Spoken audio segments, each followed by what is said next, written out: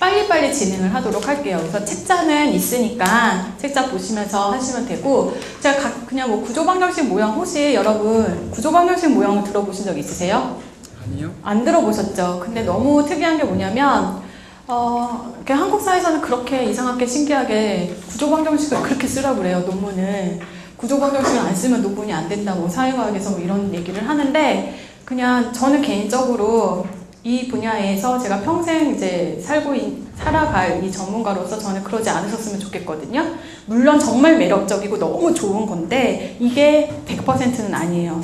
그래도 무엇인지는 간단하게 설명을 드릴게요. 여러분이 아직 논문을 시작을 안 했기 때문에 이 단어를 못 들어보신 건데, 논문을 시작을 하면은 갑자기 이런 단어를 들으실 수 있어서 간단히 설명을 드릴게요. 구조방정식 모형 같은 경우는 뭐냐면은, 여러분이 이제 사회과학을 공부를 한단 말이에요. 사회과학을 공부를 하기 때문에 변인을 다루는데, 아까 설명드렸듯이 그 변인은 눈에 볼 수가 없어요. 눈에 보이는 변인이 아니기 때문에 우리가 뭐라고 표현을 하냐면 잠재 변수라고 표현을 해요. 잠재 변인이에요. 근데 참 눈에 보이지 않는 거를 보겠다고 그렇게 측정을 하시잖아요. 그쵸? 알고 싶어서. 그래서 뭐를 하냐면 설문지도 돌리고, 설문지도 하나도 안 물어봐요. 여러 개 물어봐요. 그쵸? 돌려서 계속 물어보는 거야. 너 정말 그래? 진짜 그래? 너 정말 자율성 있어? 뭐 이러면서 계속 물어보는 거예요. 혹은 사람들이 하는 행동을 관찰해요. 그쵸?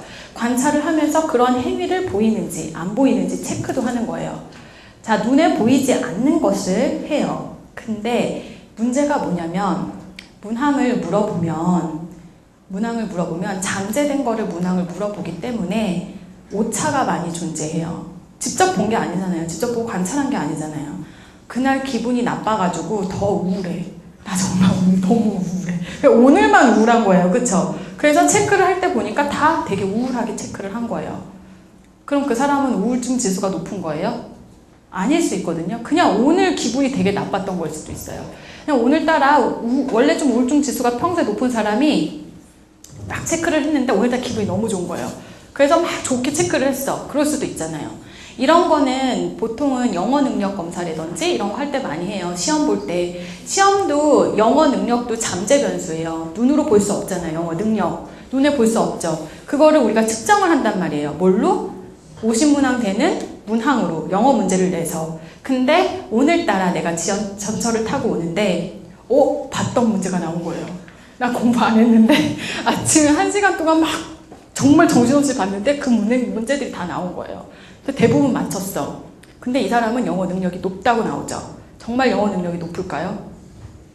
그쵸? 그리고 반대 경우도 있을 수 있죠. 찍었는데 다 맞추는 경우도 있고, 혹은 오늘따라 내가 정말 공부도 열심히 하고 보통 영어 능력이 되게 높은데 되게 의도치 않은 그 50문항을 다 많이 몰라요.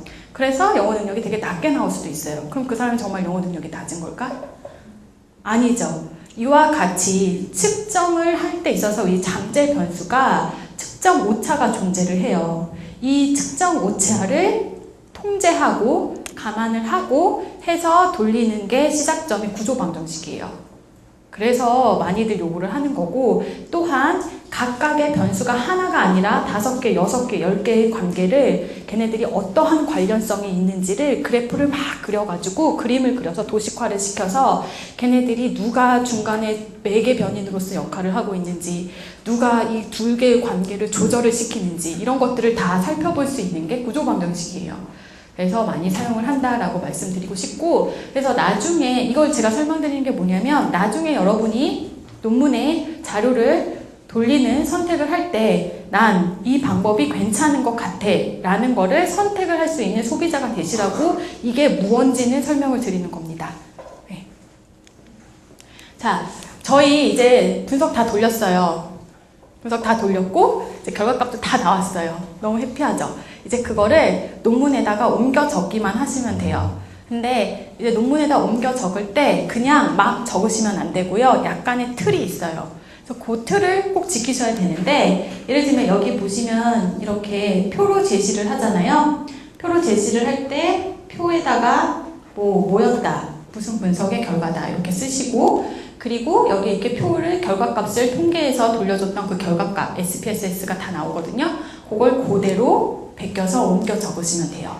그다음에 뭐 이렇게 별을 치시면서 여기 이거는 이제 제가 나중에 설명드릴게요. P값에 대해서 유의 수준의 정도를 이제 설명을 하시고 그리고 나서 이 말을 표로도 쓰고 글로도 다시 한번 풀어서 써주시면 돼요. 그래서 글로 이렇게 풀었을 때에도 사실은 그 포맷이 있어요.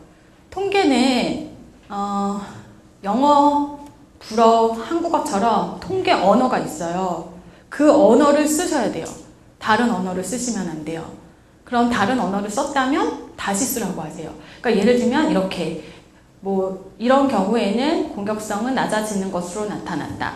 혹은 어떠했더니 유의미한 결과가 확인되었고 이런 식으로 그리고 옆에 가로치고 그 값이 무엇이고 P가 무엇이었는지 이런 식으로 써요. 뭐 A라는 변인이 B라는 변인에 유의미하게 영향을 미쳤다 이렇게 써요. 그러니까 이런 것들은 한번 확인을 해보시면서 보시면 되고 예를 들면 정말 크게 정말 강하게 유의미하게 영향을 미쳤다 이런 말 쓰면 안 되는 거예요. 그럼 물어봐요. 강하게 유의미한 게 뭐니? 이렇게. 그래서 강하게 크게 약하게 뭐 이런 말 쓰시지 마시고 그냥 유의미한 결과가 있었다 이런 식으로 통계마다 언어가 있으니까 그거는 어떻게 하시면 되냐면 그냥 이미 그 퍼블리시 된 논문들 있으시잖아요. 그거 제 선행연구에서 보시면 그걸 보면서 참고를 하시면서 쓰시면 돼요. 그리고 같이 지도 교수님이랑 얘기를 하시면서 내용을 조금씩 바꾸시면 됩니다. 네, 그림도 제시를 하거든요. 그림은 밑에다가 제목을 쓰시면 돼요. 표는 아까 위에다가 쓰시고요. 제목을 네, 참 별걸 다 그쵸. 자, 그리고 나서 쓰시는 게 뭐냐면 논의예요. 논의. 이제 마지막 다 썼어요. 결과값 다 썼었고 이제 마지막 논의예요. 자, 논의 부분에서는 뭐냐면 첫 번째 쓰시는 게 뭐냐면 연구 결과를 요약을 하세요. 어떤 변수가 유의미했고 어떤 변수는 유의미하지 않았다 등과 같이 논의 부분에서 결과를 다시 한번 한 단락 정도로 요약을 하시고 그리고 나서 서론의 연구 필요성, 의 목적과 연결을 시키셔야 돼요. 저희 서론에서 이 연구가 왜 필요한지, 이 의의가 무엇인지, 목적이 무엇인지 쓰셨잖아요. 그거를 다시 한번 끄집어 와서 연결을 시키세요. 논의 부분에서. 그래서 결과가 어떻게 되어 있는지. 그래서 말이지 내 논문이 결과값이 이렇게 나와서 이러이러한 부분을 기여를 했어 라고 말씀을 하시는 거예요. 하지만 좀 겸손할 필요도 있어요. 겸손한 필요도 있기 때문에 이러이러하는데 말이지 나는 이 논문이 이러이러한 제한점이 좀 있었었고 이러이러한 점이 좀 부족했었던 것 같아 라고 얘기를 하는 거예요. 이런 점이 부족했었던 것 같아. 그렇지만 그렇다고 해서 그렇게 속적으로 끝내시지 말고 뭐라고 하냐면 그거는 다음 연구에서 진행을 하면 돼 라고 얘기를 하시면 돼요. 그래서 제한점 쓰시고 제안점을 쓰시면 돼요. 아시겠죠? 그런 식으로 해서 논문을 마치시면 됩니다. 어떡해. 한 편 썼어. 자, 그리고 나서 마지막에 이제 참고 문헌을 쓰시거든요. 이 논문이 마지막에 참고 문헌을 쓰실 때 이 참고 문헌도 틀이 있어요. 그래서 그 틀에 맞추셔서 쓰셔야 돼요. 그래서 주로는 사회과학은 APA 스타일을 많이 따라가요. 그래서 APA 스타일을 쓰시고 혹은 학위 논문에 맞는 그 참고 문헌을 제시하는 방법도 또 있고 혹은 각각의 저널들마다 다른 방법의 참고 문헌 제시법이 있어요. 근데 그것들은 다 여러분이 사실 인터넷에서 찾아보시면 돼요. 찾아보시면 걔네들이 다 자세하게 나와 있어요. 어떻게 쓰라고. 그래서 지금 이 책자에도 나름 정리가 잘 되어 있는 편이니까 나중에 참고를 하시면 되는데 간단하게만 보여드리면 이름 쓰고 이렇게 연도 쓰고 뭐 쓰고 제목 쓰고 어떤 저널이었는지 편수가 뭐였는지 쪽수가 뭐였는지 요 순서대로 쓰시면 되는 거예요. 이러한 방식으로 각각 있어요. 저널에서 참고 문헌을 했을 때는 이렇게 쓰고 만약에 학위 논문을 참고했을 때는 어떻게 써야 되는지 저널인데 외국 저널이야. 그러면 어떻게 써야 되는지 외국 저널은 이렇게 비스듬하게 해줘야 돼요. 이렇게 이런 것까지 지켜야 돼. 이거 비스듬하게 안 하잖아요. 그러면 참고 문헌 다시 쓸래? 이렇게 나와요. 이거 다시 이렇게 비스듬하게 이런 것도 해주셔야 되고 이런 것도 이렇게 해주셔야 되고 이런 거 제가 다 체크를 해놨으니까 나중에 논문 쓰실 때 참고를 하시면 될 것 같아요. 네, 자 여기까지 논문을 어떻게 쓰시는지에 대해서 좀 봤어요. 쭉 전반적으로 개발을 하셨어요. 그쵸? 그래서 서론, 본론, 결론 이렇게 해서 이거 보면은 기본적으로 이제 논문을 시작하실 수 있는 단계는 된 것 같아요. 근데 이제 다음에 제가 설명드릴 거는 뭐냐면 통계 분석법을 좀 설명을 드리도록 하겠습니다. 그래서 지금 제 목표는 뭐냐면 여러분한테 하나하나 통계 분석법의 수식과 그런 것들을 그러니까 그거를 알려드리는 게 목표가 아니라 각각의 통계 분석법이 언제 사용되는지를 알려드릴 거예요. 그래서 나중에 이 분석법은 이럴 때 사용이 되는구나 라는 그림이 머리에 박히면은 여러분이 논문을 진행을 할 때도 이래. 이거 쓰면 되겠구나. 그러면서 그거를 선택을 해서 물건 사듯이 선택을 해서 그냥 그것만 하시면 되는 거예요. 그래서 그럴 수 있는 사람이 되셨으면 하는 바람에서 그런 부분만 설명을 드리도록 할게요. 자, 처음에 우리가 뭐를 할 거냐면 그림이라든지 도표를 하는 법에 대해서 간단하게 볼 거예요. 저희 기억나세요? 그림이라든지 도표, 표 이런 거 왜 언제 쓰게 되는지 논문에서? 30분 전인데 기억이 안 나세요?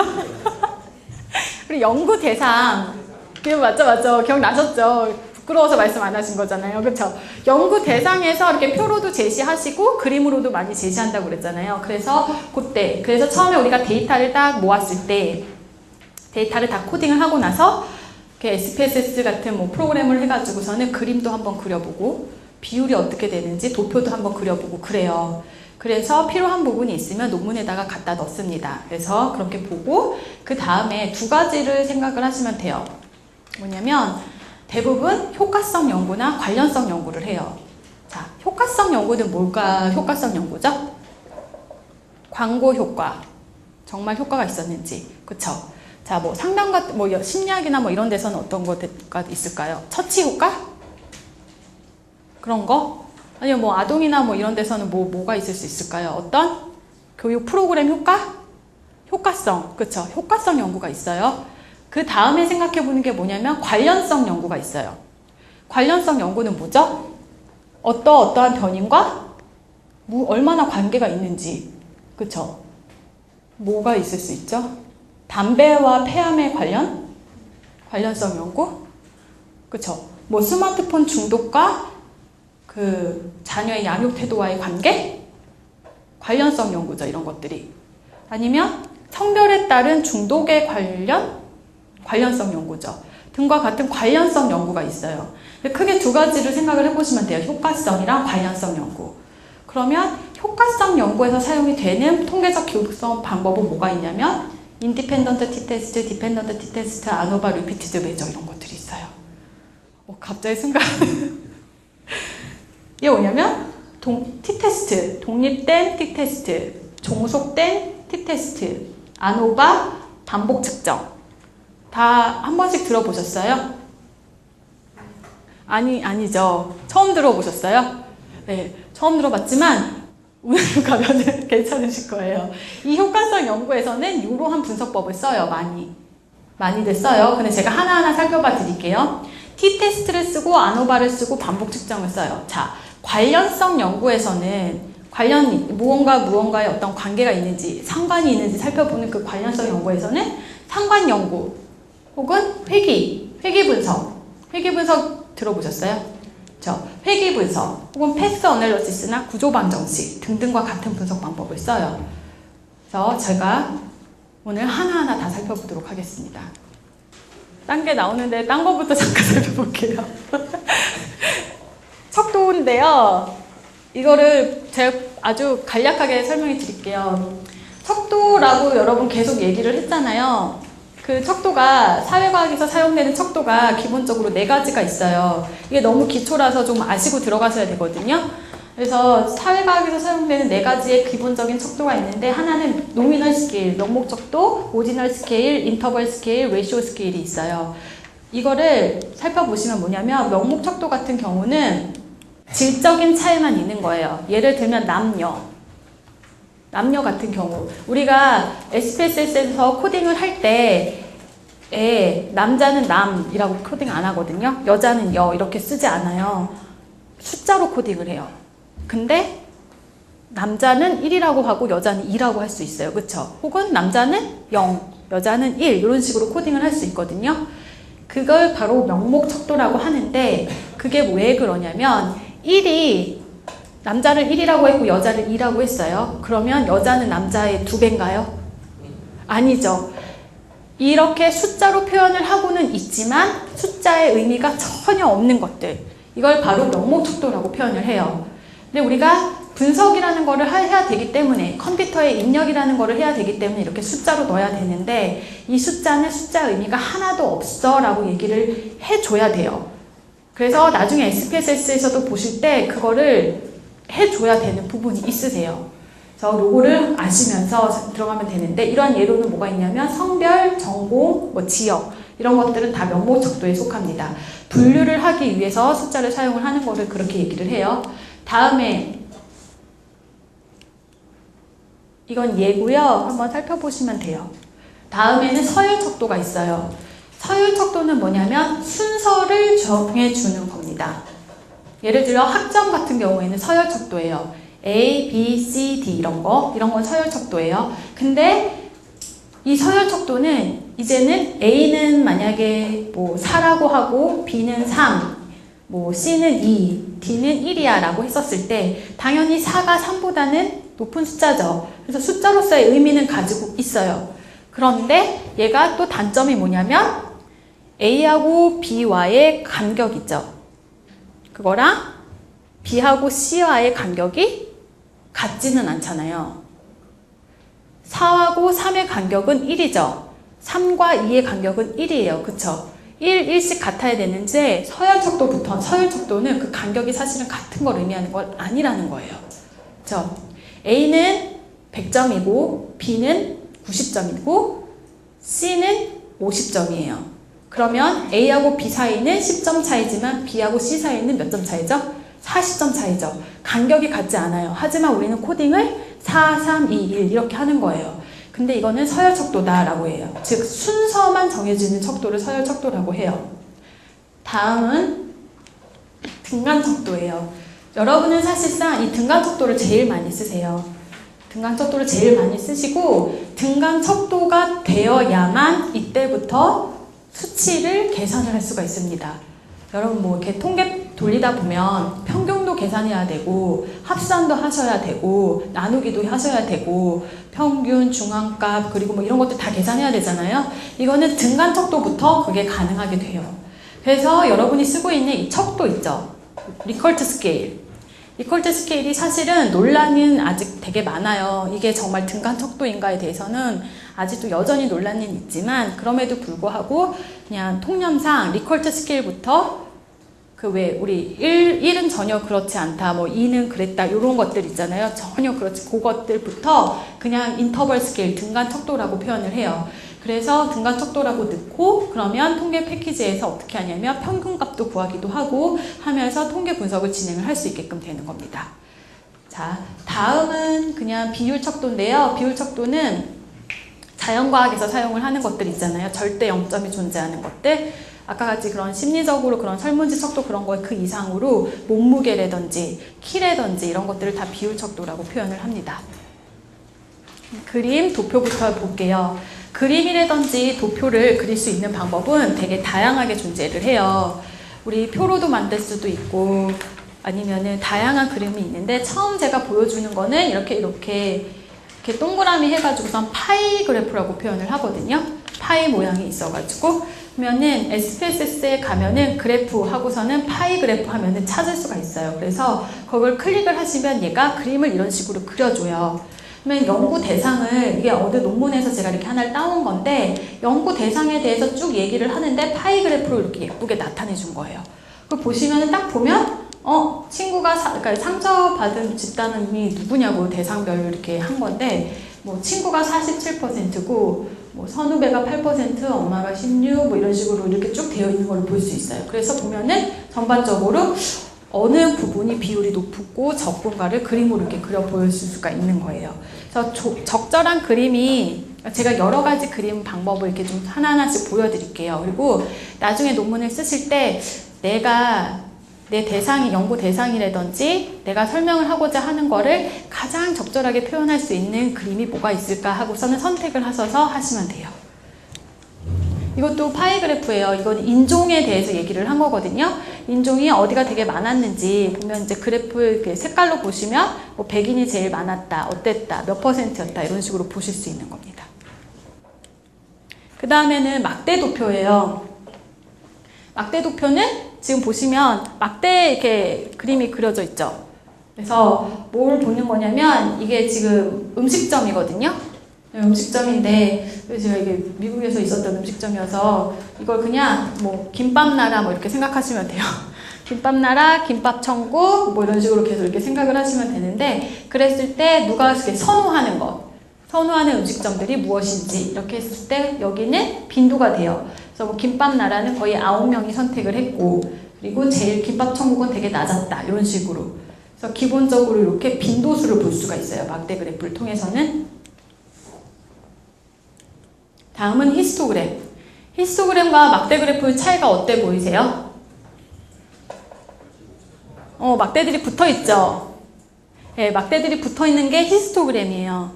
막대들이 붙어 있는 이유는 뭐냐면 밑이 뭐냐면 아까처럼 음식점처럼 명목 척도가 아니라 스코어, 점수라서 붙어 있을 수 있어요. 그쵸? 그래서 0점부터 12점이 중간에 끊어지는 게 없기 때문에 얘네들은 막대들이 막 붙어 있어요. 그래서 이렇게 끊어질 필요가 없는 거는 막대 그래프가 아니라 히스토그램으로 제시를 하셔야 돼요. 그래서 사실 제가 척도를 사실 나갔던 이유는 뭐냐면 척도에 맞는 적절한 그래프를 하셔야 되기 때문에 그래요. 아까 파이 그래프 같은 경우에는 명목 척도에 적절한 거죠. 그쵸? 이런 스코어 같은 점수에는 파이 그래프를 그리지 않아요. 이런 점수 같은 거 부분, 그 인터벌, 스케일부터는 등간 척도부터는 여기 히스토그램을 그리기 시작을 하십니다. 그리고 나서 히스토그램에 아까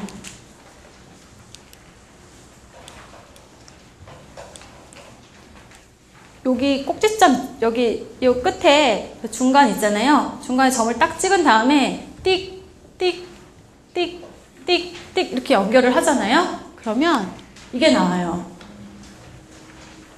빈도 절선 도표. 그래서 기본적으로 이게 어떠한 추세가 있는지를 볼 수가 있는 거예요. 그쵸? 그래서 이 밑이 점수라면 점수고 여기는 빈도 수거든요. 사람 수. 그럼 이걸 보면은 몇 점을 제일 많이 맞았어요? 85점. 그쵸? 그러니까 이걸 보고서 알 수가 있는 거예요. 아, 요 정도 애들 점수 제일 많이 맞았구나. 이거 뭐지? 왜 이렇게 놀라, 여기, 이거 뭐지? 64점을 맞은 사람은 아무도 없었네. 등과 같이 전반적인 점수의 분포를 알아볼 수가 있는 거예요.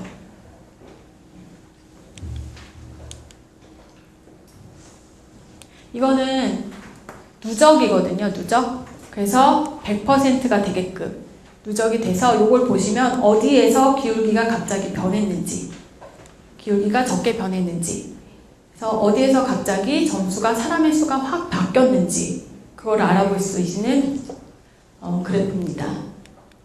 다음으로 좀 많이 사용되는 그래프예요. 가장 좀 많이 사용이 되죠. 이거는 뭐냐면 관련성 연구를 하실 때 이 그래프는 꼭 그리셔야 돼요. 상관 연구를 하실 때. 자, 요거 보시면 얘를 뭐라고 표현을 하냐면 삼포도라고 표현을 하고 스케러 플롯이라고 표현을 하는데 얘가 두 변수와의 관계가 어떠한 관계가 있는지를 그래프로 보여주는 방법이라고 생각을 하시면 돼요. 그래서 이 그래프 좀 바로 해석이 가능하시겠죠. 예를 들면 이거는 지금 변수를 두 개 썼어요. 키랑 무게예요. 키하고 무게가 어떠한 관련성이 있는지를 알고 싶었을 때 처음에 그거를 돌리기 전에 그래프로 한번 딱 그려보는 거예요. 봤더니 얘가 어땠냐면 점을 찍찍찍찍 찍어서 봤더니 어때요? 상관이 있는 거는 아시겠죠? 그래프를 보니까. 왜? 이 동글동글한 애들이, 이 도표들이 이렇게 직선을 그으면 직선에 가깝게 모이면 모일수록 혹은 흩어지면 반대가 되는 거고 중간에 직선에 가깝게 모이면 모일수록 관련성도 높고 상관도 높은 거예요. 근데 막 흩어졌어. 그럼 어때요? 관련성도 없고 상관도 없게 되는 거예요. 그 다음에 살펴보는 게 뭐냐면 방향이 어떤지. 방향이 위로 올라가면 이런 방향으로 가게 되면 이거는 정적인 상관인 거예요. 그 정적 상관이라는 게 무슨 뜻이죠? 키가 크면 클수록 몸무게가 많이 나간다. 그쵸? 이런 거를 정적 상관이라고 해요. 지금 이건 반대죠. 부적 상관이죠. 이렇게 방향이 이렇게 반대로 되는 거는 부적 상관이라고 하는데 이걸 의미하는 거는 뭐냐면 시험 불안도. 시험 불안도가 높으면 높을수록 어떻다? 시험 점수가 낮다. 그쵸? 이런 식으로 그래프를 통해서 관련성을 보여주기도 합니다. 자, 이거 같은 경우는 어때요? 그래프를 보시면 상관이 없죠? 없는 거 아시겠죠? 이거 보시면. 아시죠? 네, 형제 자매수하고 신발 사이즈의 관계는 없을 거예요. 근데 있을 수도 있지만 없을 거예요. 그래서 진짜 이렇게 있는지 그래프를 그려보면 이렇게 어떠한 패턴도 찾을 수 없는 데이터처럼 모양이 이렇게 그려져요. 그래서 이 중요한 이 점은 제가 알려드리고 싶은 건 뭐냐면 스케일러 플롯을 통해서 산포도를 통해서 변수들 간의 관련성을 보여주는 도표다. 그러면 누군가가 나는 관련성 연구를 하려고 하는데 그래프를 좀 그려서 보여주고 싶어. 그럼 무슨 그래프 그리시면 되는 거예요? 이 스케일러 플롯, 산포도를 그리시면 되는 거예요. 그래서 그 그래프를 우선 그려본 후 이게 어느 정도의 관련성이 좀 있네 싶으면 그 다음에 통계 기법에 들어가시면 되는 겁니다. 이러한 것도 있고요. 다음에는 이렇게 도표로 표시를 하기도 해요. 저 아까 전에 그 도표 표시하는 거 봤죠? 연구 대상 봤었을 때 이렇게 X값 이런 것들 보시면 여기 보면 대상이 누구인지 그리고 이거는 빈도수 몇 명인지 그거를 체크를 해가지고서는 이렇게 도표로 표시를 하는 방법이 있습니다. 자, 여기까지 지금 그래프나 도표를 통해서 연구 대상을 어떻게 들어가는지 그리고 도표도 그냥 간단한 게 아니라 다양한 도표가 존재하고 다양한 그래프가 존재한다는 거를 보여드렸어요. 그래서 여러분이 적절한 거를 선택을 해가지고 꼭 쓰시면 되는 거예요. 제가 두 가지를 설명을 드리려고 했잖아요. 하나는 효과성 검증이고 다른 하나는 관련성이었어요. 그렇죠? 자, 우선 효과성 검증부터 보도록 하겠습니다. 효과성 연구에서 사용이 되는 분석법은 하나, 둘, 셋, 네 개가 대부분 일반적이에요. 보시면 하나는 인디펜던트 t-테스트고 이렇게 인디펜던트 t-테스트 그리고 디펜던트 t-테스트 아노바 리피티드 메저예요. t-테스트 그리고 이거 두 개 차이를 봤더니 하나는 독립이고 하나는 종속이네요. 그쵸? 그리고 내가 왜 화살표를 인디펜던트 t-테스트가 독립인데 아노바로 가는 것처럼 이렇게 그려놨고 하나는 디펜던트 종속 t-테스트인데 리피티드 메저 즉 반복 측정으로 가는 거를 그려드렸어요. 인디펜던트 t-테스트는 t-테스트긴 t-테스트인데 독립적이에요. 그 말은 뭐냐면 t-테스트는 언제 많이 사용을 하냐면 두 집단이 있어요. 두 집단을 평균을 비교를 할 때 사용을 해요. A 집단이 A 메소드를 썼고 B 집단은 B 방법을 썼어요. 그리고 나서 어떤 방법이 평균적으로 높아졌는지, 평균적으로 높은지, 낮은지, 평균이 같은지 아무튼 그 두 집단의 평균을 비교를 하는 거예요. 자, 여기서 두 가지가 들어가요. 하나는 뭐죠? 몇 개의 집단? 두 집단이죠. 그쵸? 그리고 또 한 가지 특성이 있어요. 뭐냐면 두 집단이 다른 방법을 썼어요. 그러니까 교실이 두 개라면 이 친구가 A라는 교실에 들어갔고 이 친구는 B라는 교실에 들어간 거예요. 이 똑같은 친구가 A라는 교실에도 들어가고 B라는 교실에도 들어간 게 아니에요. 그 말이 뭐예요? 두 집단은 독립적이에요. 그쵸? 자, 그래서 이 두 가지의 큰 특징이 있어요. 하나는 집단은 몇 개다? 두 개다. 그리고 다른 하나는 그 두 집단은 어떻다? 그 두 집단에 들어간 피험자, 사람은 어떻다? 독립적이다. 전혀 A 집단에 있는 사람이 B 집단에 영향을 미치지 않는다. 그때 사용이 되는 게 뭐냐면 인디펜던트 t-테스트예요.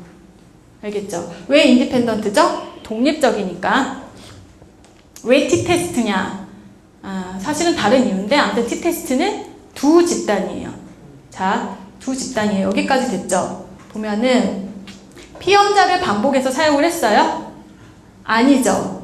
그래서 인디펜던트예요. 자, 수준이 몇 개? 즉 집단이 몇 개? 두 개죠. 그래서 t-테스트, 인디펜던트 t-테스트예요. 근데 어떤 사람이 이런 생각도 할 수 있어요. 야, 왜 꼭 집단이 두 개밖에 아니지? 나 있잖아, 방법이 한 3개, 4개 정도로 비교를 하고 싶어. A 방법, B 방법, C 방법, D 방법. 그쵸? 2개 이상의 그거를 비교를 하고 싶을 때도 있어요. 한 3개라고 쳤습니다. A, B, C 3개라고 쳐보세요. 그럴 때는 그럼 어떻게 해야 되지? 그때 인디펜던트 t-테스트를 돌리시면 안 돼요. 그때는 그게 바로 아노바가 되는 거예요. 끝입니다. 이게 바로. 다 아셨어요. 보세요. 피험자를 반복 사용했어요? 안 했어요? 그 다음에 집단이 만약에 3개예요. 그럼 뭐 쓰시면 돼요? 더 자신있게 말씀 해주시면 안 돼요. 뭐 쓰면 된다고요? 아노바 쓰면 돼요. 자, 피험자가 독립적이에요. 두 개가 독립적이에요. 다른 사람을 쓴 거예요. 독립적인데 집단이 2개예요. 그럼 뭐 쓰면 돼요? 인디펜던트 t-테스트 쓰시면 돼요. 여기까지 됐죠? 자, 피험자가 독립적이라는 거에 대해서 한번 생각을 해볼게요. 우리가 한 집단당 20명이 필요해요. 그러면 총 피험자 수는 몇이어야 돼요? 어떻게 아세요? 제가 인디펜던트 t-테스트라고 얘기도 안 했고 아노바라고 얘기도 안 했는데 인디펜던트 t-테스트일 경우에는 총 피험자 수가 40. 저 뒤에 계시는 분들은 왜 대답을 안 하시는 거예요? 자, 세 집단을 가지고서는 할 거예요. 세 집단을 독립적으로 해서 아노바를 돌릴 건데 한 집단당 피험자가 10명이 필요해요. 그럴 경우에 총 피험자 숫자는 몇이 돼야 돼요? 30명. 됐죠? 이해가 되셨죠? 이게 두 가지 방법이에요. 그렇다면 때로는 피험자를 반복해서 사용을 하고 싶을 때가 있을 거예요. 그쵸? 예를 들면 광고 효과 같은 경우도 이래요. 그거를 사전 검사, 사후 검사 이렇게 표현을 하죠. 사전에 검사를 해본 후 무언가 처치를 하는 거예요. 광고를 보여준다든지 아니면 상담에서 이렇게 상담을 이렇게 한다든지 약을 쓴다든지 뭐를 한다든지 효과성을 보는 거죠. 지금 효과성을 보면 약 효과를 본다든지 내 방법이 정말 교육 프로그램 효과가 있었는지를 보는데 사전 연구를 해요. 사전에 뭔가 테스트를 해요. 예를 들어 내가 내 나름대로의 오늘 얘기를 할까요? 내 워크숍이 얼마나 효과성이 있었는지를 알아보기 위해서 들어오기 전에 여러분한테 사전에 시험같이 어느 정도의 지식이 있는지, 통계적 지식이 있는지 살펴봤어요. 그리고 나서 워크숍을 진행을 했어요. 그리고 끝나고 나서 사후 검사. 똑같은 시험 문제를 하면 문항이 노출됐기 때문에 안 되겠죠. 그래서 좀 약간 바꿔서 문항을 또 검사를 했어요. 이런 경우에는 피험자가 몇 번 사용이 됐어요? 2번. 그리고 똑같은 사람들이 사용이 됐죠. 그쵸? 이런 거는 피험자를 반복 사용을 한 거예요. 그래서 피험자를 반복 사용을 하면은 아까 사전 검사와 사후 검사가 서로가 어때요? 종속적이죠. 영향이 있는 거죠. 한 사람을 쓴 거니까. 그래서 디펜던트 t-테스트가 되는 거예요. 여기까지 이해되시죠? 근데 자, 그러면 제가 리피티드 메저 반복 측정은 설명 안 해도 아실 것 같죠? 한 번, 사전, 사후만 보는 게 아니라 2번만 보는 게 아니라 2번 이상, 3번 이상 가게 되면 이게 바로 리피티드 메저가 되는 거예요. 어떻게 좀 괜찮으세요? 네. 자, 그래서 분석법에서 지금 효과성 분석 살펴봤어요. 우리 효과성 분석에는 4가지가 제일 많이 사용이 된다라고 말씀을 드렸어요. 그리고 4가지 다 이제 여러분 아세요. 언제 내가 이거를 선택을 할지. 물론 이 안에 되게 복잡한 수식이 존재를 하는 건 맞지만 적어도 내가 언제 어떤 통계 기법을 쓰는지 안다면 이미 SPSS 등 다양한 통계 프로그램이 다 만들어져 있는데 우리 여러분 계산기 있잖아요. 계산기를 어떻게 쓰는지만 알면 되지 그 계산기 내부 안에서 어떻게 이게 촬영이 돼서 이렇게 말하면 안 되는군요. 아셔야 돼요. 아셔야 되는데 우선은 계산기를 어떻게 쓰는지를 알아야 되잖아요. 그렇죠? 그래서 이렇게 지금 내가 언제 통계 기법을 쓰는지만 안다면 다음에는 SPSS를 들어가셔서 클릭을 하셔서 여러분이 원하는 거를 얻으시기만 하면 되는 거예요. 한 번만 더 복습하고 들어갈게요. 제가 질문할게요. 두 집단을 썼어요. 제가 뭐를 했냐면 상담을 했는데요. 상담이 보통 회기가에 있어서 몇 번 돌아가요. 한 5번, 10번 막 이런 식으로 계속 돌아가는데 그 동안에 이 사람이 얼마만큼 이게 호전이 되는지를 알아보고 싶은 거예요. 그래서 그 사람의 우울증 정도라고 쳤다면 그 우울증 정도가 얼마나 호전이 되는지 알고 싶어요. 그래서 똑같은 사람을 가지고서 상담을 계속하면서 그 사람이 우울증 정도 체크를 계속했어요. 한 4번 정도 체크를 한 다음에 이 상담의 이 방법이 얼마나 효과성이 있는지를 알아보려고 했었던 거예요. 자, 뭘 쓰면 되나요? 역시 똘똘하세요. 만족스러워요. 자, 하나하나 예를 간단하게 들어드리도록 할게요. 이거 인디펜던트 T테스트입니다. 인디펜던트라는 건 뭐였죠? 두 집단이고 두 집단이 독립적이다. 그리고 T테스트니까 분명히 두 집단일 것이다. 자, 참여자가 10명씩 맞죠? 그리고 처치효과. 내 연구는 뭐냐면 처치효과 A와 처치효과 B를 봤을 때 그의 효과성을 비교하기 위한 연구를 할 거예요. 그랬을 때 처치효과가 A가 있고 처치효과가 B가 있어요. 그래서 하나는 상담을 받은 집단이 될 수도 있고 다른 하나는 상담을 받지 않는 집단이 될 수도 있고 아니면 어떤 처치효과가 될 수도 있어요. 그렇게 해서 두 가지가 이렇게 나누어져 있는 것. 이거는 인디펜던트 T테스트가 되는 거예요. 이제 그림으로 또 이렇게 보시면 다르게 눈에 들어오시니까 다음에 이제 디펜던트 T테스트예요. 디펜던트는 아까 한 사람의 참여자를 가지고 계속 쓴다고 그랬어요. 그쵸?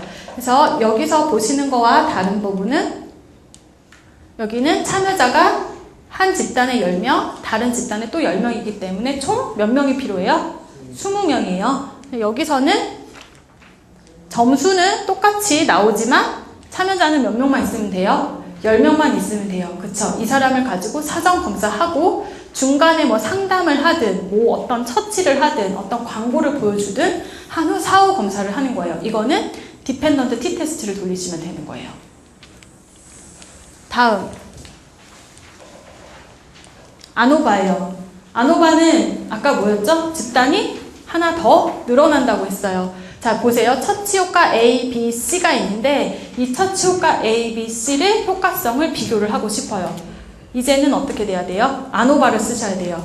그래서 여기 보시면 하나는 상담, 하나는 약물 치료, 다른 하나는 상담을 받지 않는 통제 집단. 이렇게 해서 세 가지를 비교를 하는 거를 볼 수 있어요. 자, 물론 제가 아노바는 여기에서 더 들어가야 되는 내용들이 있어요.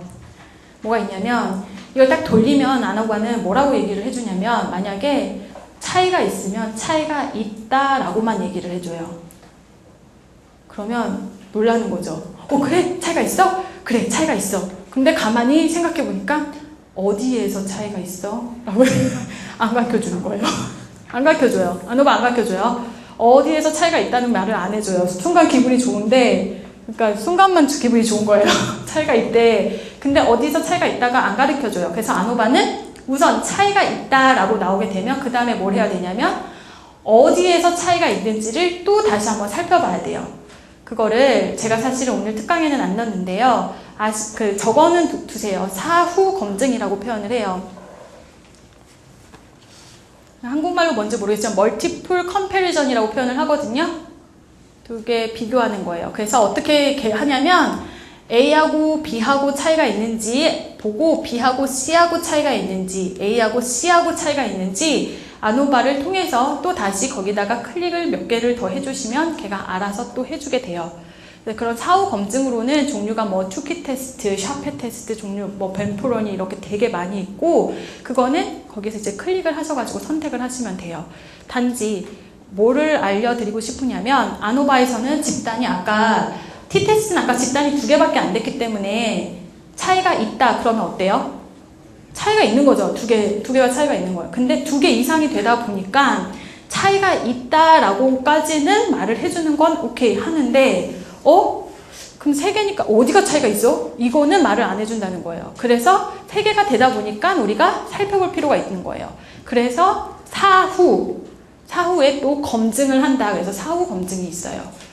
그거는 조금 다음에 배우는 걸로 하고요. 자, 이건 리피티드 메저입니다. 아까 전에 t-테스트는 여기 2개까지만 봤었었죠. 디펜던트 t-테스트는. 근데 이제 리피티드 메저 같은 경우에는 계속 시간에 따라서 계속 보면서 이 사람이 어떻게 달라지는지를 보고 그리고 얼마만큼 차이가 있는지를 보는 거예요. SPSS를 보도록 할게요. SPSS 입력하는 게 지금 여기까지는 여러분이 언제 어떠한 분석을 쓰면 되는지를 살펴봤고요. 그 다음에 이 SPSS에다가 데이터를 입력을 좀 해주는 방법이 약간 달라서 제가 보여드릴게요. 우선 이거는 인디펜던트 t-테스트예요. 독립된 t-테스트예요. t-테스트니까 집단이 있어요. 이게 집단. 여기 집단 있죠. 그룹. 집단이 몇 개? 2개. 2개니까 집단이 어딘지 얘한테 알려줘야 돼요. SPSS는. 자, 이거는 점수예요. 점수. 그냥. 요거 하나하나가 뭐였죠? 사람이죠. 그쵸? 사람이고 이거는 점수예요. 그리고 이 사람이 어떤 집단에 속하는지를 SPSS에다 이렇게 입력을 해주셔야 돼요. 그래서 집단이 1이야. 너는. 이 사람, 14번째 사람은 점수 몇 점 맞았어요? 집중 안 하시는군요. 그렇죠. 자, 집단은 2. 이런 식으로 SPSS에다가 이렇게 입력을 해주셔야 돼요. 이렇게 한 다음에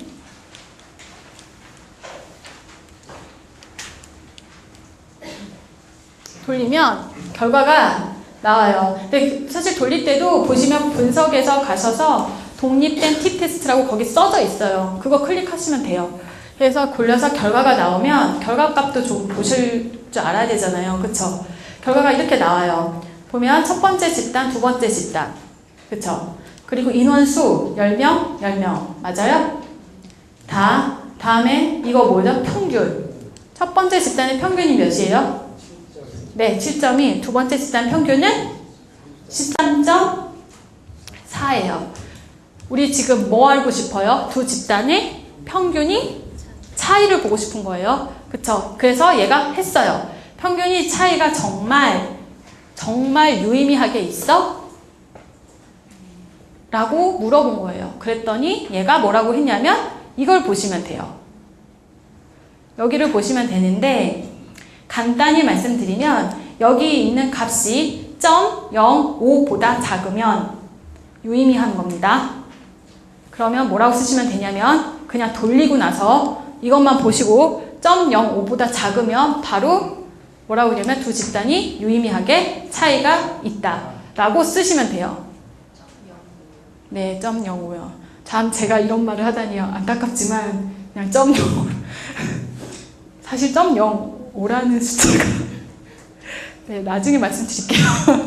0.05 혹은 0.01도 쓰기도 하고 0.1도 쓰기도 하는데 대표적으로 많이 쓰는 게 0.05고 그리고 여러분 논문 쓰실 때 뭐라고 쓰시면 되냐면 알파 값이 0.05일 때 이 수준에서 두 집단이 평균이 유의미하게 차이가 있다. 이렇게 쓰시면 돼요. 그리고 나서 가로를 치고 여기 t 값을 쓰시고 심표를 치고 여기 이 p라고 그러거든요. p 값을 쓰시고 가로를 닫으시고 점을 찍으시면 됩니다. 아시겠어요? 네, 다음 넘어갈게요. 다음 디펜던트 t-테스트. 종속된 t-테스트였죠? 아까 전에. 자, 이거 보세요. 입력하는 게 어때요? 조금? 아까 그 독립된 t-테스트랑 입력하는 값이 좀 이렇게 방법이 약간 다른 거 아시겠죠? 자, 사람이 왜 몇 명이니까? 10명밖에 이제 안 되니까. 그쵸? 여기 이게 사람이에요. 그쵸? 첫 번째 사람이 몇 번 시험을 봤으니까? 2번. 측정이 2번 됐으니까. 그래서 점수는 몇 개가 돼요? 두 개가 돼요. 아까 전에 독립된 거랑 이렇게 그 코딩하는 방법이 다른 거 보이시죠? 그리고 집단이 있어요, 없어요?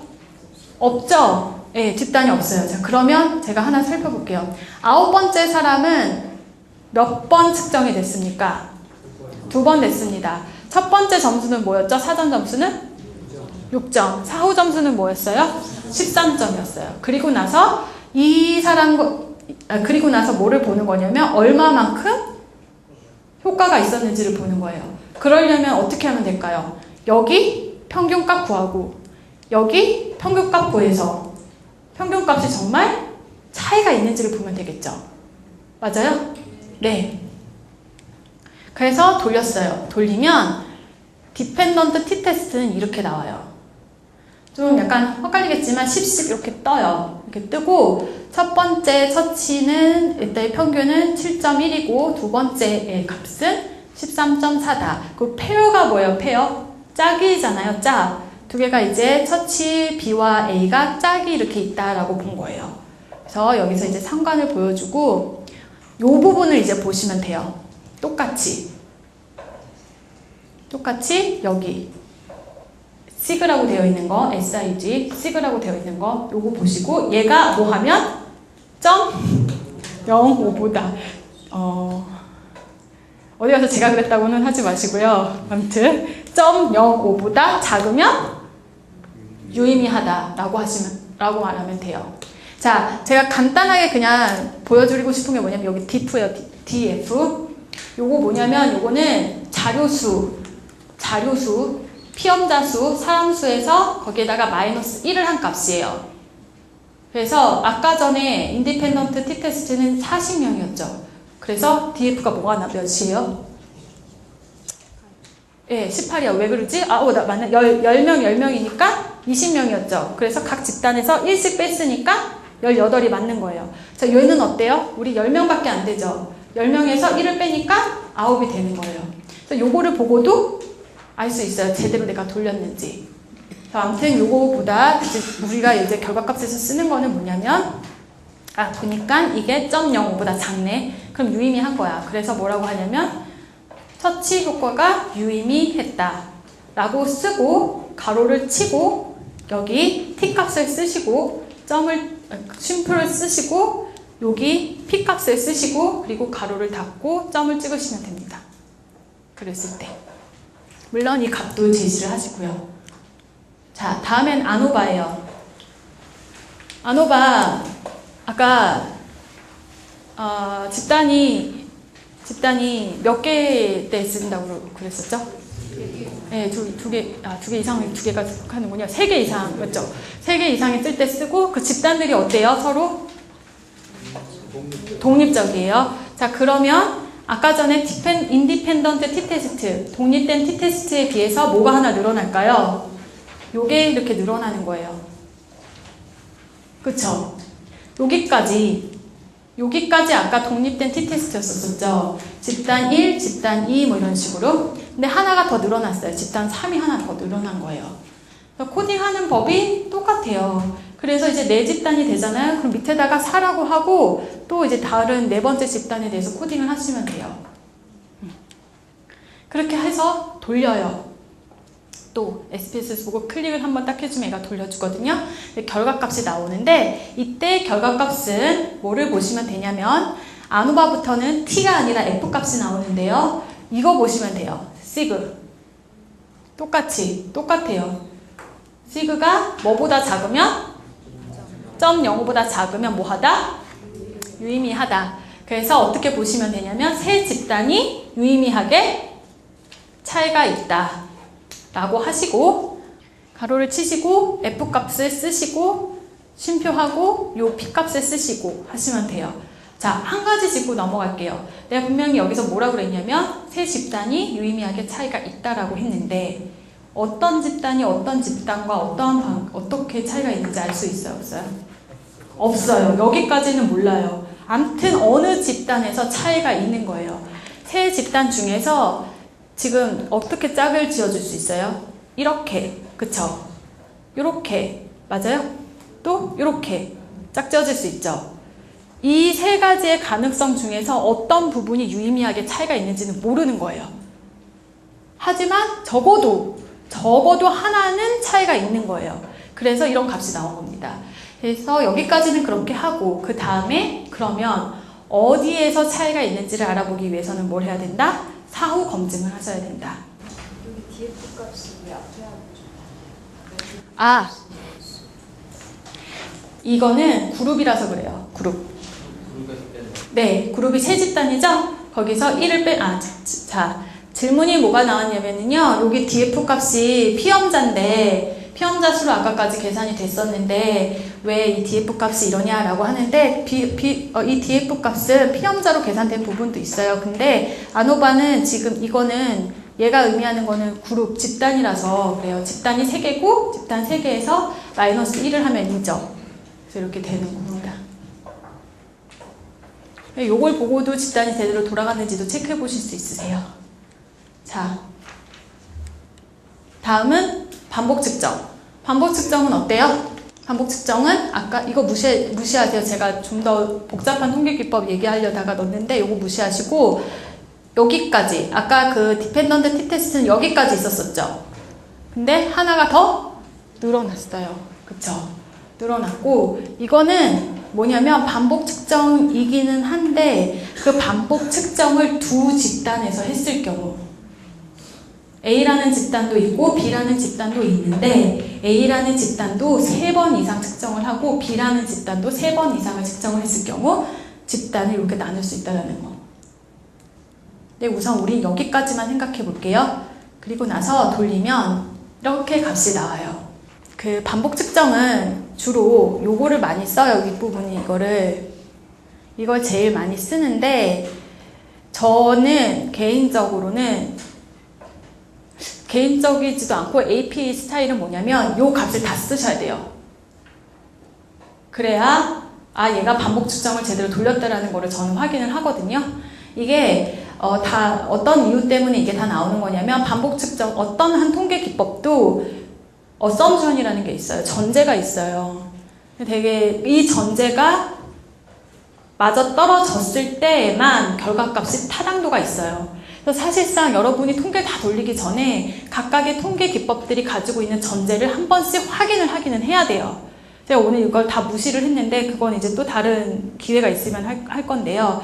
그랬을 때 이것도 뭐냐면 만약에 전제가 있는데 그게 가정된 전제가 맞다면 요 값이고 조금씩 틀리다면 요 값을 봐야 돼 라는 거를 얘기를 해주는 거예요. 근데 내가 이 사람이 전제를 제대로 맞춰서 했는지 안 했는지 모르잖아요. 그쵸? 그래서 결과값을 제시를 할 때 그냥 차라리 다 제시를 해주시는 게 좋아요. 그래서 반복 측정은 이렇게 이 부분을 다 제시를 하시고 지금 가정이 맞아 떨어지잖아요. 그러면 값들이 다 똑같이 나올 수밖에 없어요. 근데 가정이 맞지 않으면 다른 값들이 나오고 그렇다고 해서 틀린 건 아니고 그 값을 쓰시면 되는 거예요. 근데 아무튼 이렇게 다 제시를 하시고 앞부분과 똑같이 여기만 보시고 여기에서 어떨 때 0.05보다 작으면 유의미하게 차이가 있다. 역시 지금 2번 반복한 거 아니라 3번 반복했죠. 그래서 어디에서 차이가 있는지는 몰라요. 이것도 아노바에서 사용하는 똑같은 방법의 사후 검증을 사용을 하시면 돼요. 그 다음에. 자, 여기까지 효과성 연구에 관련된 4가지 통계 기법을 다 살펴봤는데 하실 수 있으시겠죠? 이제 그 다음에 제가 살펴볼 거는 뭐냐면 관련성 연구예요. 아까 관련성 연구가 뭐였죠? 2개의 변수와 혹은 2개 이상의 변수들이 어떠한 관계가 있는지 정말 유의미하게 관계가 있는 건지 아니면 사실상 둘 다 그렇게 관계가 있는 게 아닌데 관계가 있는 것처럼 보였던 건지 한마디로 나만의 생각이었는지 난 2개가 관련성이 있는지 알아서 관계가 있다고 생각했는데 정말 400명한테 물어봤더니 아닌 거죠. 이런 식으로 그런 관련성 연구를 하는데 관련성 연구에서 하는 거는 상관 연구. 상관을 보는 거예요. 회귀 연구. 회귀부터는 상관 연구랑 똑같은데 변수들이 여러 개 들어가고 이부터는 뭐냐면 누가 누구한테 영향을 미치는지를 얘기를 해요. 독립과 종속이 존재를 한다는 거예요. 상관은 그냥 두 변수들 간의 관계예요. A가 B에 영향을 미치는지 B가 A에 영향을 미치는지 그게 아니라 둘이 그냥 관계가 있다라고만 얘기를 하는 거예요. 다음 회귀연교부터는 A가 독립이고 B가 종속이면 A 때문에 종속이 되어 있는 애가 바뀐다라는 거예요. 그리고 독립을 여러 변수를 만들 수가 있어요. 회귀부터는. 그래서 단순 회귀가 있고 다중 회귀 연구가 있어요. 그냥 패스트 어널리시스나 구조 방정식은 그 이상으로 나가가지고 더 많은 변수들이 어떠한 관계가 있으며 또한 어떠하게 인과관계를 연결을 주는지까지 보시는 것이 이제 패스트 어널리시스가 들어갑니다. 저희는 오늘 여기까지 간단하게 살펴볼게요. 상관연구. 상관은 두 단수 간의 관계를 측정을 하는 측정치예요. 그래서 가장 많이 사용하는 게 뭐냐면 피어슨 코릴레이션을 많이 사용해요. 이러한 공식이 있어요. 모르셔도 되고, 왜냐면 SPSS한테 계산해라 라고 하면은 클릭하라고 하면 알아서 계산해 주니까요. 상관은 그래도 적어도 이런 건 아셔야 돼요. 마이너스 1에서 1까지 존재해요. 값이. 그랬을 때 마이너스 1이 의미하는 거는 뭐고 1이 의미하는 거는 알아야 돼요. 이건 모르셔도. 그쵸? 마이너스 1이 의미하는 거는 부적 상관이 높은 거예요. 1이 의미하는 거는 정적 상관이 높은 거예요. 0이 의미하는 거는 상관이 없는 거예요. 자, 아시겠죠? 마이너스 1에서 1까지 존재하는데 0은 상관이 없고 1에 가깝게 갈수록 상관이 높은 거고 마이너스 1에 가깝게 갈수록 상관이 높은 건데 단지 뭐가 다르다? 방향만 다르다.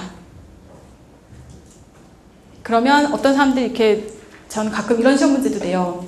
자, 상관이 가장 높은 것은 마이너스 0.9, 0.5, 0.8, 0 뭔가요? 네, 근데 이렇게 가끔가다 그냥 0.8이라고 대답하시는 분들이 있어요. 그러나 마이너스 0.9죠. 그러니까는 그거는 상관은 높은데 방향만 다른 거라는 거. 네. 그래서 이제 이 상관의 정도를 아까 스캐러 플롯을 통해서 나타냈는데 상관 연구는 아까 같이 그 값을 보여주는 것뿐만 아니라 이렇게 그래프로도 많이 보여줘야 돼요. 그래서 보시면 이 중에서 이 세 가지 정도, 세 가지가 이제 특징을 한번 볼게요. 다 이게 정적 상관인가요? 부적 상관인가요? 아, 네. 뭐가 1, 2, 3 상관이 제일 높은 거는 3. 네. 3, 2, 1. 그쵸?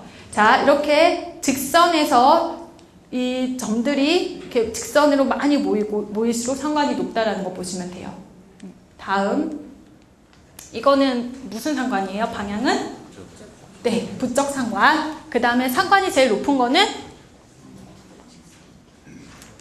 1, 2, 3 중에서 한 번. 제가 나이가 어린데 가끔 귀가 물어요. 인형이 들려가지고. 자, 여기서 보면 이게 이 상관 값이에요. 값. 여기는 값이고 이게 의미하는 거는 그래프예요. 제가 이걸 보여드린 이유는 뭐냐면 값과 그래프 사이에서의 관련성이 얼마나 있는지를 보여드리고 싶어서 그랬어요. 자, 이 값만 봤을 때는 상관이 제일 높은 게 뭐예요? 0.93이죠. 그래프가 어때요? 딱 보기에도 그러시죠? 네, 그렇죠? 그래서 이렇게 마이너스 0.93이니까 마이너스니까 정적이니까 이렇게 됐고 값도 상관도 높고 그래서 그래프와 값이 되게 일치한다는 걸 볼 수 있어요. 근데 제가 한 가지 설명을 드릴게요. 피어슨 코릴레이션을 쓰실 때 여러분이 가장 주의해야 될 게 뭐냐면 이 상관을 가장 많이 쓰는 게 피어슨 코릴레이션이 맞는데 이 피어슨 코릴레이션은 선형 관계를 얘기를 해줘요. 선형이 아까 뭐였죠? 개, 선. 이 선이 얼마나 관련성이 있는지를 보여줘요. 이 그래프를 보시면 X와 Y가 상관은 있어 보이세요? 그쵸, 상관이 있어요. 어떻게?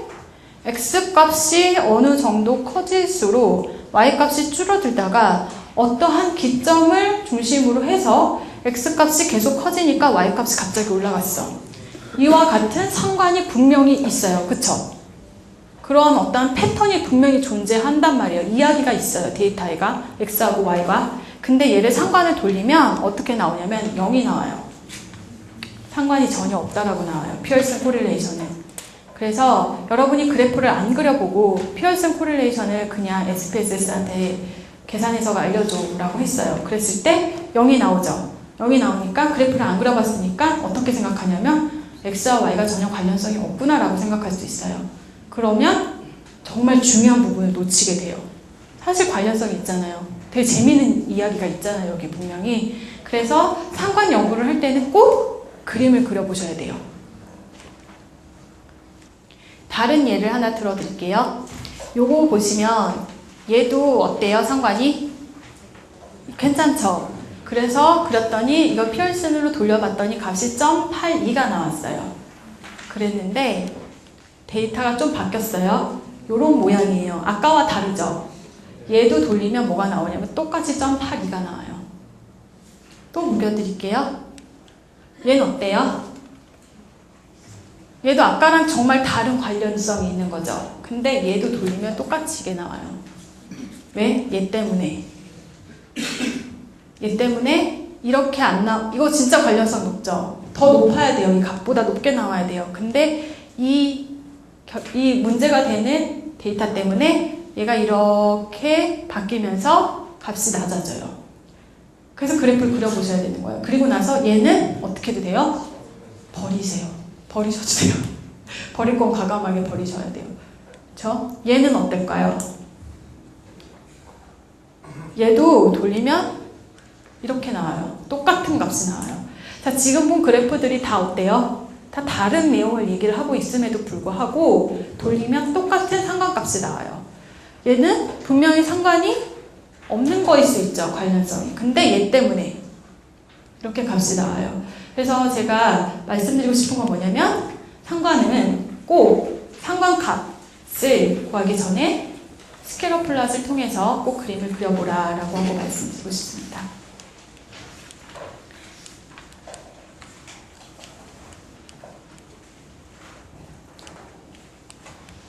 그래서 예를 하나 들어드릴게요. 몸무게하고 키 관련된 거를 해서 제가 상관을 알고 싶었어요. 그래서 어떻게 했냐면 스케일러 플롯을 이렇게 그렸어요.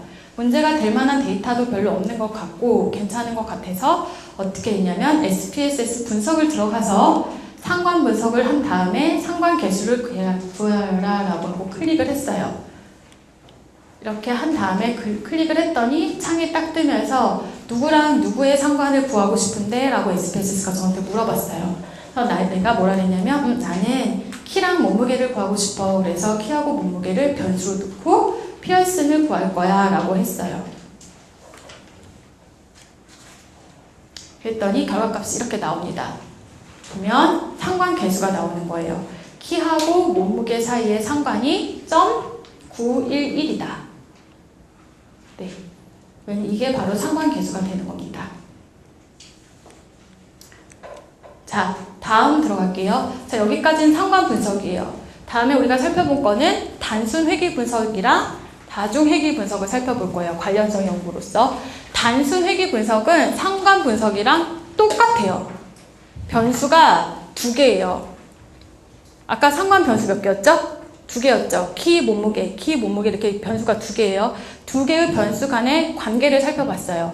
단순 회귀 분석도 변수가 두 개예요. 근데 뭐가 다르냐면 어떤 애는 독립 변수가 되고 어떤 애는 종속 변수가 돼요. 독립 변수로 인하여 독립 변수를 조금 바꾸고 조절하고 조작함으로써 종속 변수가 어떻게 되는지를 보는 거예요. 그래서 여기서는 종속과 독립이 존재를 한다는 게 달라져요. 그래서 그리고 또 다른 부분은 뭐냐면 단순이라는 게 들어가요. 심플, 그쵸? 그 말은 뭐냐면 독립 변수가 하나여서 그런 거예요. 근데 만약에 독립 변수가 하나 이상 되고 싶을 때도 있을 거 아니에요. 그쵸? 자, 영어 능력에 영향을 미칠 만한 게 뭐가 있을 수 있을까요? 관련성이 있는 게 소득 수준. 영어 능력과 소득 수준. 맞아요. 그래요. 정말 맞는 것 같아요. 그리고 뭐 네? 내용성이요. 뭐 아니 앞 뒤에 보셨어요? 뒤에 나오는 거. 내 외향성, 성격 뭐 이런 것들도 있을 수 있고 그와 같이 변수가 하나만 있지 않을 수가 있어요. 그렇죠? 예를 들면 애들이 성취 능력 있잖아요. 학교에서의 성취도 능력이 IQ와 어떠한 관련성이 있는지를 알아보고 싶었었어요. 그러면 IQ가 독립변수가 되고 학교에서 성취도 결과가 종속변수가 될 수 있어요. 그래서 둘의 관계를 막 살펴봤단 말이에요. 근데 어떤 사람이 무슨 생각을 하게 됐냐면 과연 IQ와 그리고 학교의 성취 능력이 두 개만의 관련성이 있는 걸까? 내가 봤을 때 거기에 또 영향을 미칠 만한 게 뭐가 있냐면 그 아이의 집안의 경제적인 능력도 분명히 영향을 미칠 것 같아. IQ가 아무리 높다 하더라도 과외 수업을 못 받거나 뭐 이렇게 되면은 학교에서의 성취 능력이 낮을 수도 있어. 혹은 IQ가 그렇게 높지 않다 하더라도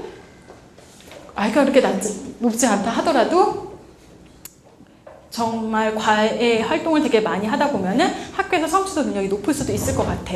라고 하면서 변수를 하나하나씩 늘려가는 거예요. 그렇게 변수가 하나하나씩 늘어가게 되면 그게 뭐가 되는 거예요? 다중 회귀 분석이 되는 겁니다. 우선은 하나만 있는 것이 단순 회귀 분석이고요. 단순 회귀 분석에서는 이렇게 독립변수와 종속변수가 존재해요. 그리고 그래서 상관이랑 똑같다고 보시면 돼요. 뭐가 있냐면 예를 들어 입학시험 우리 수능 점수 있죠. 수능 점수와 GPA 대학의 학점 간의 관계. 수능 점수가 높으면 높을수록 어떨 것이다? 대학에서의 학점이 높을 것이다.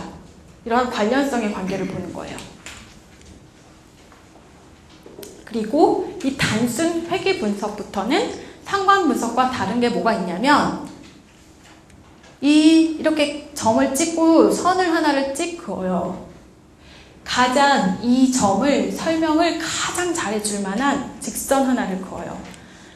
이걸 바로 뭐라고 표현을 하냐면 회귀선이라고 표현을 합니다. 회귀선을 표현을 해요. 그래서 이게 1차 방정식이잖아요. y는 a 플러스 bx. x는 입학시험을 얘기를 하는 거고 y는 GPA를 얘기를 하는 거죠. 그랬을 때 이런 회귀선, 선을 가장 잘 설명할 만한 회귀선을 하나를 추정을 해가지고 통계기법이 딱 만들어줘서 이 a 값이 뭔지 b 값이 뭔지를 계산을 해서 줘요. 그러면 우리 뭐를 할 수 있냐면은 여러분 여기서 a 값 알고 b 값 알면 x 값을 아무거나 넣으면 y 값을 예측할 수 있어요? 그쵸? 이게 바로 상관과 다른 회귀의 또 장점이에요. 우리가 가지고 있지 않는 데이터, 내가 갖고 있지 않는 데이터를 넣어보는 거예요. 넣었을 때 y값이 몇인지를 알 수가 있는 거예요. 알겠죠? 예를 들면 이게 적절하지 않은 예가 될 수 있는데 우리가 사실 이게 700점 만점이 아니라 800점 만점이었다고 쳐보세요. 근데 내 데이터에 800점이 없었어요. 그랬을 때 800점일 때는 그러면 이 GPA 값은 뭐가 될까? 그러면 이게 만약에 돼 있으면 A랑 B 값을 아니까 X에다 뭐만 넣으면 800을 넣으면 Y 값을 어떻게 할 수 있어요? 계산할 수 있는 거예요.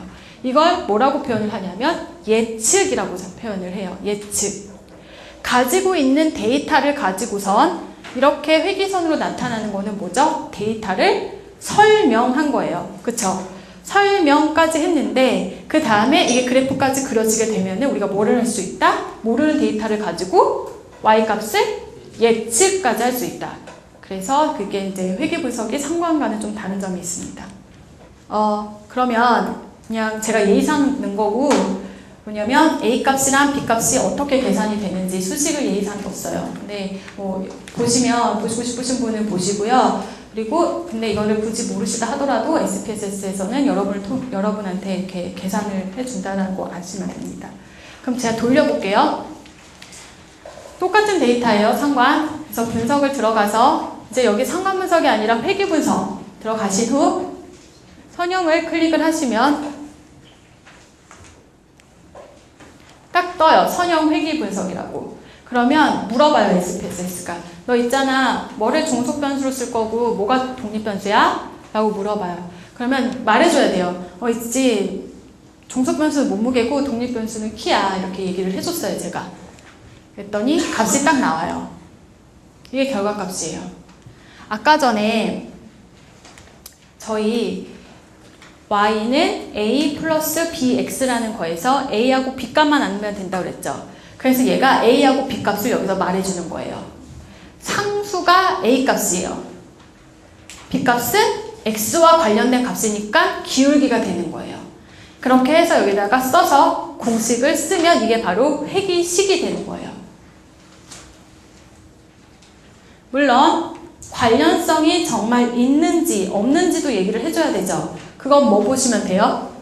여기 유의 확률 SIG 시그 보시면 돼요. 이게 0.5보다 작으면 x하고 y는 유의미하게 관련이 있다. 그래서 나중에 그래프에다가 스케일러 플롯에다가 이렇게 직선도 넣고 공식도 넣으실 수 있으세요. 자, 마지막 중다회귀 분석. 정말 많은 통계 기법을 다 아시고 가시네요. 마지막 중다회귀 분석에서는 뭐냐면 독립변수가 지금 하나 이상이라고 그랬어요. 그쵸? 하나 이상이고, 그래서 이걸 왜 하느냐 봤더니 예측도 하고 설명도 하고, 이 두 부분은 아까 전에 그 단순회귀 분석이랑 똑같죠? 근데 다른 목적으로도 쓸 수 있는 게 뭐냐면 통제예요, 통제. 물론 A라는 거를 설명을 할 수 있는 변인들이 되게 많이 존재해요. 뭐 가나다 이렇게 존재한다고 했었을 때 가나다인지 나다란지 아바찬지, 즉 무슨 소리냐면 A라는 거를 가장 잘 설명을 할 만한 변수의 패키지가 뭔지를, 변수들의 패키지가 뭔지를 알아보기 위해서 중다회귀 분석을 쓰기도 하는데, 사회과학에서 가장 매력적인 것 중에 또 하나는 뭐냐면 A와 B와의 관계를 좀 순수하게 알아보기 위해서 A가 독립변수고 B가 종속변수라면 종속변수에 영향을 미칠 만한 다른 변인들 있죠. 그거를 통제시키는 거예요. 통제를 시키고, 그리고 나서 순수하게 A하고 B와의 관계를 보는 거예요. 제가 아까 설명드렸던 거 IQ하고 성취도의 관계를 알아보고 싶었어요. IQ하고 성취도, 학교에서 얼마나 성적이 좋은지를 알아보고 싶었는데, 생각해보니까 학교에서 기말고사 점수가 좋은 거는 내가 봤을 땐 가정적인 그 경제력도 영향을 미치는 것 같아. 그쵸? 분명히 집안의 어떤 경제력이 되게 높으면 성취도가 좀 높을 수도 있어. 기말고사 점수가 애들이 높을 수도 있어 라고 생각을 한 거예요. 근데 나는 알고 싶은 게 뭐냐면 IQ와 그 성취도의 관계를 알고 싶어. 그랬을 때 어떻게 하면 되냐면 경제력을 통제시키는 거예요. 그쵸? 경제력이 그 영향에 미치는 영향량을 통제해서 없애는 거예요. 이렇게 싹. 그러면 순수하게 둘의 관계를 알아볼 수 있죠. 그런 의미에서 중다회귀 분석을 쓸 수 있습니다.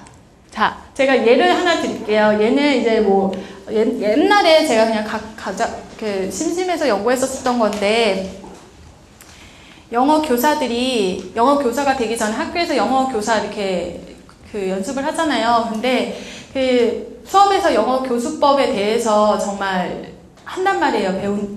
배워요. 그런 이론적인 이해도와, 그리고 실질적으로 영어로 이렇게 강의를 하는 게 얼마나 영향이 있는지를 보고 싶었었던 거예요. 그러니까 이론적으로 보통 학습을 하잖아요. 그 이론적으로 학습을 잘한 사람이 정말 영어 강의를 잘하나? 라고 본 거예요.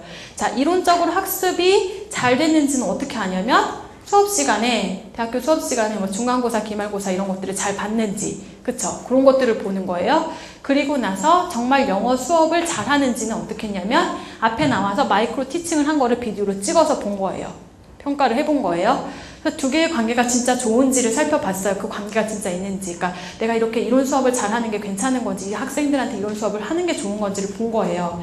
근데 봤더니 뭐가 있었냐면, 생각을 해보니까 그냥 영어 회화 능력 있잖아요. 영어 회화 능력이 지금 교수법에 대해서 우리가 배웠는데 영어 회화 능력도 분명히 앞에서 영어로 가르치는 거와 영향을 미칠 수 있을 것 같아요. 교수법을 전혀 몰라도 영어니까. 또 뭐가 있을 수 있냐면 성향, 내적 성향이라든지 외적 성향도 분명히 앞에서 영어로 가르치는 그거에 영향을 미칠 수 있을 거라고 본 거예요. 그쵸? 그래서 어떻게 하고 싶었냐면 이 두 가지 변수, 그냥 영어 회화 능력, 가르치는 능력과 그냥 영어 회화 능력은 다르죠. 그 영어 회화 능력과 성격, 내향인지 외향인지 요거를 통제를 하고 정말 교수법에 대해서 잘 알고 있는 사람이 영어로 잘 가르치는지를 알아보고 싶었던 거예요. 그래서 중다회기를 돌린 겁니다. 이게 어떻게 아시겠죠? 다중회귀 분석이랑 중다회귀 분석이랑 이름 그냥 이렇게 많이 헷갈려서 쓰거든요. 자, 여기서 보면은 종속 변수는 영어로 수업하는 능력이에요. 자, 그리고 여기서 독립 변수로 들어가는 건 뭐죠? 교수법, 이론 이해도, 그 기말고사 성적으로 사용을 했고요. 그리고 영어 회화 능력, 그리고 내향, 외향 성향이에요. 그래서 독립 변수가 몇 개 존재해요, 지금? 3개가 존재해요. 그래서 아까 심플과 다르게 멀티플 리그레이션이 되는 겁니다. 여기 이제 데이터예요, 데이터. 쓸데없는 데이터 그냥 제가 다 캡처한 거고요. 그래서 보면은 뭐 영어 수업 능력 있고, 뭐 내향, 외향 성향도 있고, 이런 식으로 해서 사람당 그 점수를 계산을 했습니다. 다음에 분석에 들어가서 리그레이션의 회귀에서 선형을 클릭을 하시면요. 여기 보면 독립이랑 종속이 나오죠. 네. 종속이랑 독립이 나오죠. 우리 종속 변수가 뭐였죠? 영어로 수업을 하는 능력이에요. 그래서 여기다 넣고, 그 다음에 독립 변수가 뭐였죠? 기말고사예요. 다른 두 개의 독립 변수도 같이 넣어도 되고요. 아니면 여기서 블락을 해서 다른 넥스트를 눌러가지고 두 개 통제하고자 하는 독립 변수를 따로 넣어도 돼요. 같이 넣으셔도 되고 따로 넣어도 돼요. 그래서 넣었어요. 영어 능력이랑 내향, 외향 성향이랑. 그 다음에 결과값을 보면 되십니다.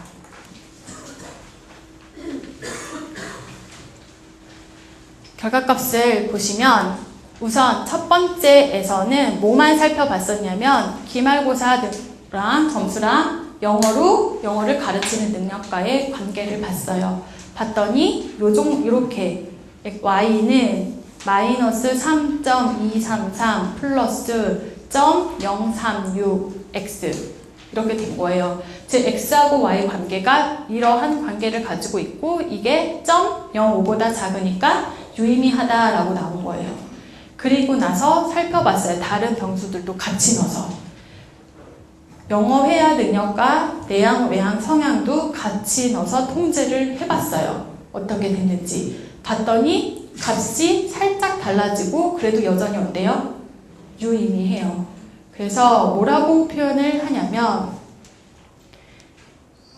우선 첫 번째 예비 영어 교사들의 이론 이해도, 기말고사와 영어 능력 수업 간에는 유의미한 관련성이 있었다. 그쵸? 그래서 배경 변수들, 즉 영어 회화 능력이라든지 내적 외향 성향을 고려를 했을 때에도 예비 영어 교사들의 이론 이해도와 영어 수업 능력 간에는 유의미한 관련성이 있었다. 이렇게 되는 거예요. 즉 영어 회화 능력과 내 외향 성향 변수들을 통제했을 때 높은 이론 이해도를 보인 예비 영어 교사들은 영어 수업 능력에서도 높은 수준의 능력을 보였다 라고 보이는 겁니다. 이렇게 설명을 하시고 결론을 내리시면 돼요. 네, 여기까지 저희 중다 회귀 분석까지 살펴봤고요. 제 특강에서는 처음에는 저희 첫 번째 파트에서는 논문을 어떻게 쓰는 건지 그리고 논문의 구성 요소가 무엇이었는지 살펴봤고 그리고 여러분들이 설문지를 통해서 자료값을 얻기 때문에 그 자료를 언제 어떠한 방식으로 어떤 통계 기법을 써서 이거를 돌리게 되는지에 대해서 살펴봤습니다. 이렇게 자세하게 살펴보지는 않았지만 적어도 이 통계 특강을 통해서 여러분이 나중에 정말 논문을 쓰게 되셨을 때 언제 어떠한 통계 기법을 쓰면 내가 하나의 한 편의 내 논문을 완성을 할 수 있겠구나 라는 큰 그림을 그리실 수 있는 시간이 되셨으면 좋겠습니다. 네, 오랜 시간 동안 수고하셨습니다. 감사합니다.